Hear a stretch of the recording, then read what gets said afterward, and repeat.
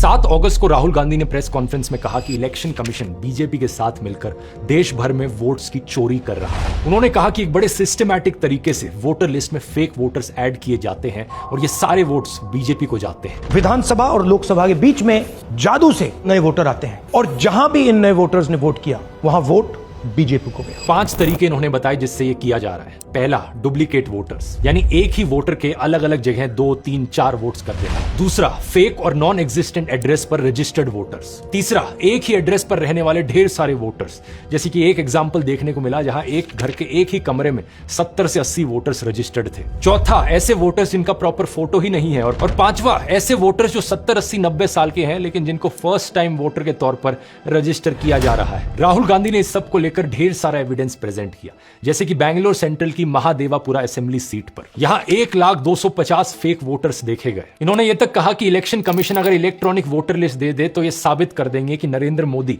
धांधली करके प्रधानमंत्री बने। जब इतना बड़ा एक्सपोजे किया गया और इतने बड़े बड़े आरोप लगे तो पता है इलेक्शन कमीशन ने क्या जवाब दिया? कुछ ही सेकंड्स के अंदर वो ट्वीट करके कहते हैं कि ये एलिगेशंस मिसलीडिंग है। कोई इंक्वायरी नहीं, कोई चेकिंग नहीं, किसी एग्जैक्ट पॉइंट का कोई काउंटर जवाब नहीं, बस मिसलीडिंग घोषित कर दिया। और ऊपर से यह कहा इलेक्शन कमीशन ने कि अगर जांच करवानी है, जांच तभी होगी जब राहुल गांधी एफिडेविट पर साइन करके ओथ लेंगे कि ये सारा डेटा सही है। बताओ जरा। लेकिन कुछ मीडिया हाउसेस ने अपनी इन्वेस्टिगेशंस करी। इंडिया टुडे ने अपनी इन्वेस्टिगेशन करी जिसमें राहुल गांधी का महादेवापुर में मुन्नी रेड्डी गार्डन के हाउस नंबर 35 पर 80 वोटर्स का रजिस्टर होने का दावा सही मिला। ये 10 से 15 स्क्वायर फीट का एक कमरा था जिसमें केवल एक व्यक्ति रहता है, जिसके हिसाब से इस घर का ओनर बीजेपी से जुड़ा जयाराम रेड्डी है। लेकिन इस एक कमरे के एड्रेस पर 80 से ज्यादा वोटर्स रजिस्टर्ड थे। अब बात यहां पर यह है दोस्तों कि पहली बार नहीं है ऐसे आरोप लगे हों। दिल्ली इलेक्शन से पहले भी ढेर सारे सबूत प्रेजेंट किए थे आम आदमी पार्टी ने, जो दिखा रहे थे कि एक वोटर फ्रॉड हो रहा है। इन्होंने एक ही विधानसभा में शादरा में 11,008 वोट काटने के लिए एप्लीकेशन दी।